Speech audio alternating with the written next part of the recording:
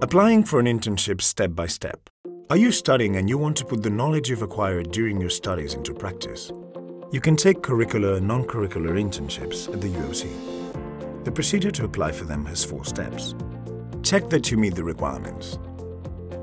In order to take an internship, you must meet certain requirements that may vary depending on what you're studying. Check what the requirements are for your program of studies in the section Procedures, Internships and Companies. Look up whichever internship you're interested in doing and you will be shown the academic criteria.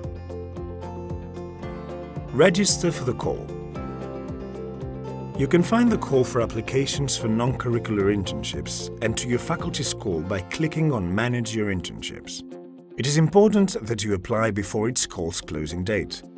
Click on each call to find out more. Apply for internship offers. Once you've registered for the call and the application period has opened, you will be able to choose where you want to perform the internship. In some cases, you will be able to choose an internship center from among those offered by the UOC, and in other cases, you will be able to find a center yourself. If you look for the center yourself, you will find letters of presentation in the information about your call. Confirmation of the internship offer. When you've been assigned an internship center, you will receive a message in which we will tell you which is your assigned company. In the case of curricular internships, we will check that you will meet the requirements and we will confirm that you can now enroll for the internship course. Lastly, we will generate an agreement and we will tell you the procedure you must follow to sign it. The agreement must be signed before you can start your internship.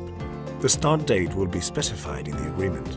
Remember that if any changes must be made to the agreement after you've started, you must notify this to us through the help service.